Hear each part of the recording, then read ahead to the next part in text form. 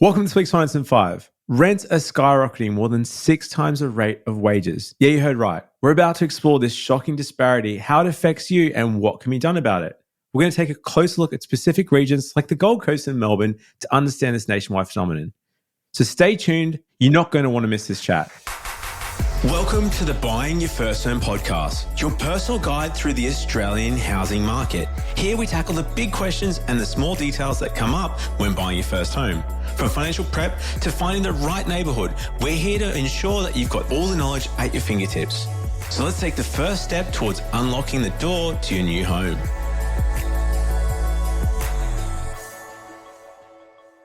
All right, Jayden, let's paint a picture here. So imagine your wages have gone up by just a measly 0.8%, while the rent on your home has shot up by a staggering 5%. It's a nightmare scenario, and it's unfortunately now a harsh reality for many Australians. So asking rents for houses rose by more than 6 times the rate of wages in the March quarter, from a comparison between the ABS, Wage Price Index, and domain data. And it's not just a one-off. This has been happening consistently for the past 4 years. It's a trend that started with the pandemic, and it shows no signs of slowing down. Think of it like a runaway train that just keeps on picking up speed. So what's driving this insanity? Well, it started with the pandemic. People fled share houses, seeking more space, home offices, and a bit more comfort. And as a result, every household size shrunk. And that was fine while there wasn't any migration and hardly any population growth. But obviously things have changed as we've got back to the regular migration levels. And add to that, you've got the construction crisis. So building homes isn't as simple as it sounds. Costs are up. The supply chains are still catching up to what happened during the pandemic. So developers are facing higher expenses, and these costs are being passed down to renters. Yeah, I saw this crazy article searching the forums the other day, and one of the steps in the progress of finding a home, getting a builder, was finding a builder that has plans that you like and that isn't going to collapse in the next 12 months. It's just a frightening thought to go through. Yeah, and experts, they're sounding the alarm. So if rents continue to climb unchecked, we could see a surge in homelessness. I think some people are already experiencing that. And it's a real and present danger and not just a theoretical concern. Yeah, and it's not just about the rents. There's been a historical lack of investment in social housing. So it's a bit of a double whammy that's pushing more and more people to the brink. So let's talk about the other side of the coin here, the property investors. And for years, real estate has been a gold mine, offering these juicy long-term gains and steady rental yields. But now they're feeling the pinch as well. Yet investors are facing higher holding costs and new regulations. States like Victoria, for example, have introduced land tax and stricter controls on rent increases, which are eating into investors' pockets. But the flip side is they're also the ones providing much needed housing in the absence of government-built housing. And it's an interesting point here to think about it. I think property investors often get a bit of a bad rap if they're the ones who are increasing the rent. It's easy to think of all landlords as on the evil side, but I mean, there are plenty of people who might just have like one investment property or two, and they're just trying to build wealth themselves, and they're kind of feeling the pinch on the side of increased interest rates, and there's a whole bunch of other issues at play here as well. And I think plenty of them aren't the money grabbing people that some people like to think of them, and they just want to be able to cover their costs more or less. So it's a bit of a difficult situation for them as well. Yeah, and we've seen this translate, as the costs have been pushed on, some rental increases getting crazy. So like on the Gold Coast, for example, median rents have hit $700 a week, which is a 62.8% increase since March 2020. And the crazy thing is there's heaps of units. There should be heaps of places to stay, but short-term holiday rentals are taking potential property and stock, outside of that long-term pool, making long-term rentals scarce and driving prices through the roof. So what's the solution here, Simon? Banning Airbnb potentially. And we've seen that in Byron Bay. The councillors, it's taken years of consultation, but from September this year, Byron Bay is reducing some of the caps on short-term accommodation. So you're capped to renting out your home in some of the high tourism appeal areas of maximum 60 days in any year period. So at the moment, it was up to 180 days. You could have your place in Byron Bay in these pretty specific areas. In Byron Bay and Brunswick Heads, rented out for 180 days. But from September 2024, these new restrictions are going to be in place. And we've seen a similar thing in Brisbane getting passed, where the council, as one of their election promises, is sort of stepping up and saying, well, they want a permit system to reduce the Airbnbs. It's happened in New York as well. So it seems to be happening around the world where they're trying to push more properties into this longer term pool to create more stock and opportunity for people to have accommodation. Yeah. And on the subject of Airbnb, when it was first released in 2008, who would have ever thought it would have such a global effect on property all over the world? I stayed at some Airbnbs in Portugal, and it was like an individual room in like a Portuguese house and almost like a homestay. And it was like a super nice experience, and it was a great way to travel. But these days, I'd say, I don't know, maybe 90% of the Airbnbs that you see on there are just purely there as investment properties, and it's a different way to buy property and rent it out. So this is happening all over the world. There are plenty of different cities that are facing similar issues with this kind of reduced supply for residential people, because a lot of the housing stock is getting diverted to this short-term stay accommodation. Yeah. And interestingly, Victoria, the way they've done this is they've added extra tax. There's a 7.5% tax on Airbnbs. And Melbourne particularly has had potentially a bit of a positive impact. So in Melbourne, I guess the median rent is relatively affordable, like $560 a week. But even so, rental costs are up 13% year on year, because I guess to your point earlier, Simon, like there's more properties being taken out of that rental pool. There's less investors. People are buying a home to live in, and it's making it more unaffordable from a rental perspective. Yeah, it's pretty much Melbourne's saving grace is they do have this greater housing supply than most of the other cities in Australia at the moment, and fewer people migrating there. So it's pretty much the only silver lining in an otherwise pretty grim picture of the rental market in Australia. And I guess that's the twist as well. It's just not the inner cities. Outer suburbs are seeing rental spikes as people being priced out of those central areas. So Sydney's, Parramatta and Blacktown, rents are up 16.1% and 14.5% respectively as well. And this is something we see both with property prices and with rentals. There's a ripple effect. So one area becomes more expensive, then people will be pushed a little bit further out. And then as this wave of people moves to the next suburb on, then the prices increase there as well. So you get these unexpected hotspots of rental growth. And really, it's reshaping the rental landscape in very surprising ways. Yeah, and I guess not to really drone on the negatives then, but I guess what is the way out? Like for investors, it might be trying to get those longer term, more stable tenants. It's a bit of a win-win there. The government's obviously got negative gearing tax incentives in place. That was previously a bit of a political thing that came up in the last election. It doesn't look like it's going to come up this time. But I guess on the government, though, they really need to step up, really, as far as releasing more land, increasing the supply, making it cheaper to build. Because at the moment, even clients of mine that are developers not getting on. Again, the developers get a bit of a bad stick, like the landlords, they get seen as greedy and they're the ones sort of profiteering and that sort of thing. But at the end of the day, you need someone to build more houses to increase the supply, to make these more affordable and do more affordable housing, because the government's obviously set targets, but as we've covered in other episodes, it looks like we're probably going to fall short of some of the targets there that they're trying to hit. And this whole situation, it does get pretty adversarial. The investors, the tenants, the policymakers, there's a lot of tension between these different parties. But really the best way to make meaningful change is if there's cooperation. Like if there is a way to actually get everybody aligned towards what we need, which is more housing supply at a cheaper rental rate. And if we don't play as much of the blame game and just try and take some action here, then that's, I think, going to be probably one of the best things we could do. So, yeah, it's a bit of a wake-up call, really, in terms of how quickly rents are rising. They're outpacing wages and squeezing renters like never before. Property investors are also feeling the squeeze from the higher costs.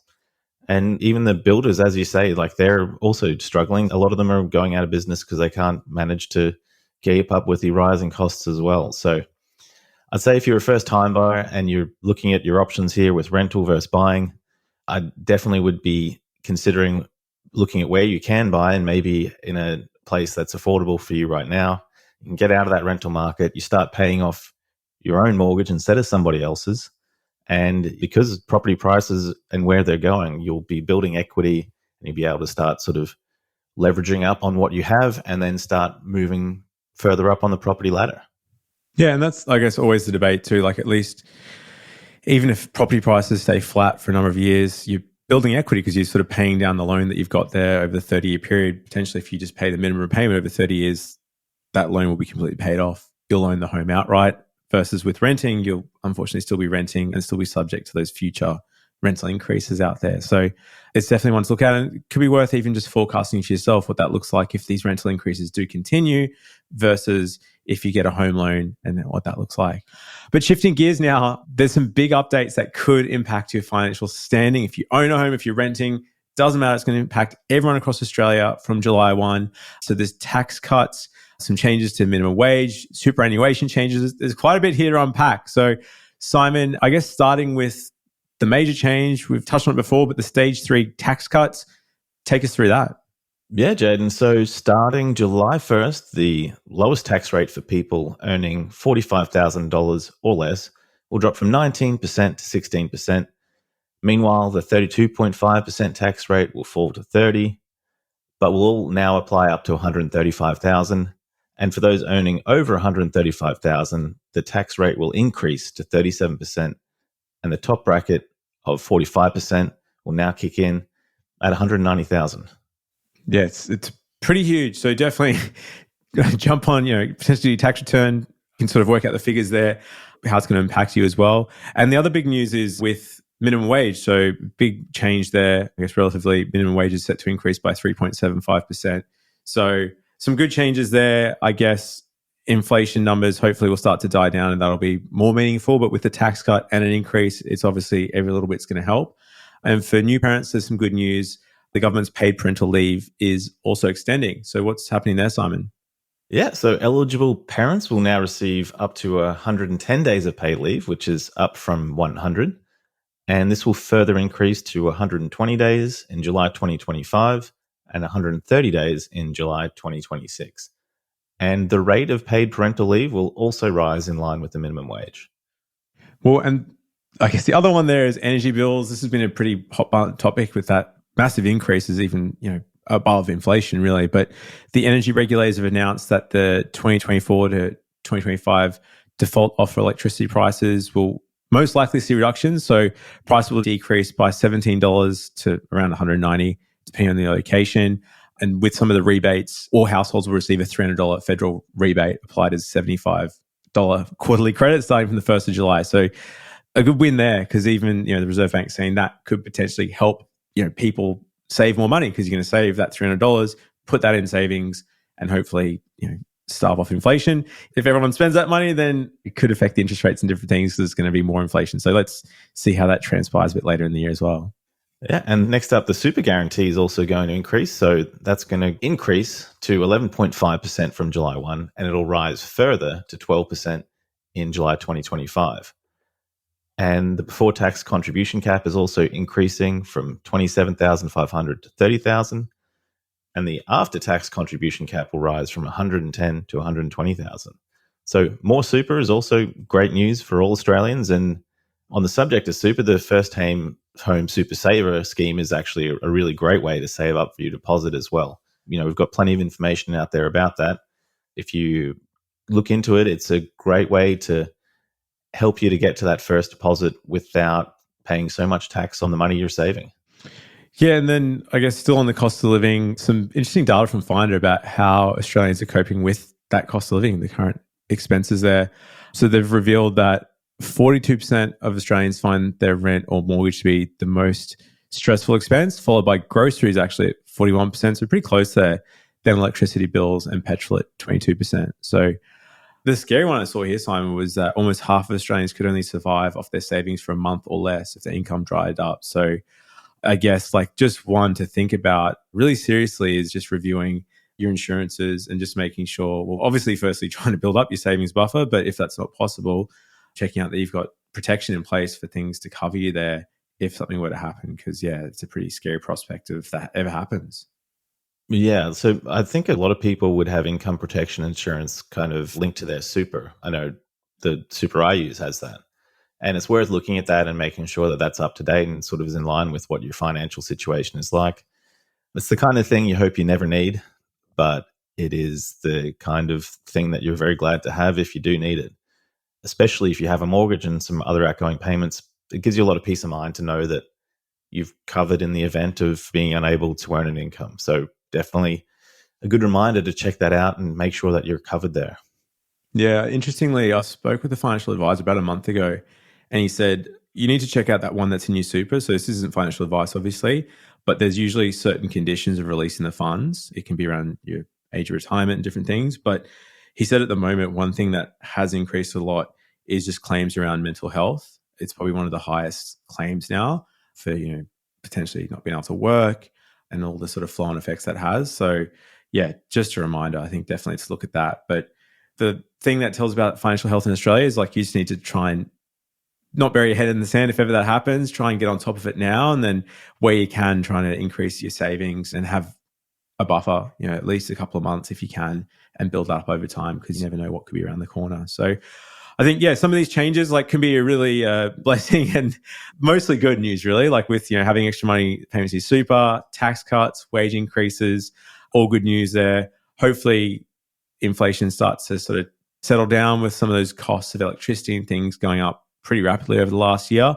And it's worth at least doing a bit of tax planning and seeing what these changes to the super can mean for your situation. Absolutely. So next up, we've got a bit of a contrarian opinion here from some people in ANZ and Optus, for example. They're saying that the upcoming tax cuts are going to cause us some extended rate pain rather than being a benefit. They're sort of taking the negative view on it. So not everyone agrees on the impact, and we've got some opinions to explore here. But Jayden, take us through what the chairman of ANZ Bank likes to think about it.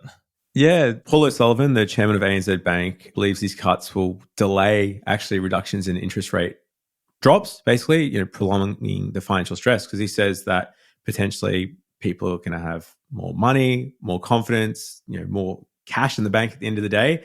And although a lot of the RBA's research, when they've spoken with people, people said, in the current environment, I'm going to be more willing to save it. I'm going to take that $300 from electricity. I'm not going to spend, I'm going to put it in my savings. I'm going to put it in my buffer. Paul O'Sullivan, the chairman of ANZ and Optus, thinks that people can go and spend it, which is going to add to the inflation and potentially protract the interest rates at their current level and mean that relief will take longer to flow through. And I think that's what Philip Cronican, the chairman of NAB and director at Woolworths, points out, that the extra cash could lead to this more spending. And if people are spending more, that puts more money into the economy, and that's where the inflation comes in. I don't know. I guess I'm certainly not planning on spending any more money with the upcoming tax cuts. I think it's a much smarter idea to save it. So you won't count me in on one of the pro-inflationary people, that's for sure. Yeah, well, I guess wait and see. There's still the amount of people I talk to at the moment. I guess it's different too. During COVID, no one went on holidays ever. So there was a 2-year period where it's where are you going? Maybe the coast, if that, maybe to the shop for milk. It was about as far as he went. And it seems now that the only difference is this year, definitely I've noticed a lot of people that are just in conversations, a lot of holidays to Japan, a lot of trips to Europe and that sort of thing. So that's going to add to the pressure, I guess, somewhat as well. But definitely let's hope that the survey results are right, Simon. Everyone's going to save it and be sensible and kind of not add to the inflationary pressure that we're seeing. Wait and see. I'm definitely in that box of saving because school and kids are expensive. All right, so let's shift on to this Commonwealth Bank quarterly perspective.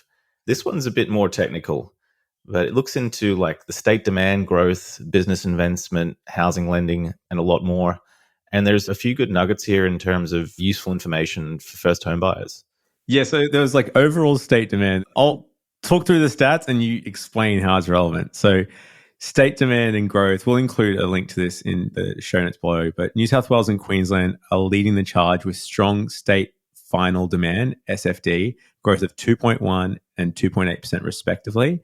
What does that even mean, Simon? Is that relevant for anyone? So really all you need to know is that if you're a first home buyer, if you're looking at buying a place, a strong state demand often signals a competitive market with the potential for price increases. And it also reflects economic vitality, which is something that's reassuring for long-term investment or for buying and holding a place for a long time. Yeah. And so the more investment, the more interest, the more jobs, I guess the better it is. But interestingly, building approvals have varied pretty significantly. So WA leads with 42.8% annual growth in building approvals, while states like New South Wales and Victoria have actually seen declines. And more building approvals means more houses coming onto the market, which can ease some of those supply pressures and potentially stabilize the prices.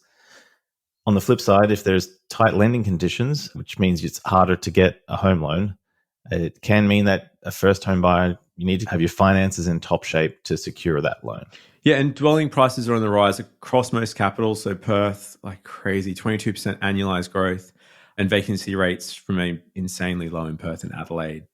So rising prices, low vacancy rates, as we've spoken about in the past, this is a pretty highly competitive market. So the best strategy here is to look at the less competitive suburbs or consider the whole investing approach and buying a place you can afford now and living and renting where you want to be.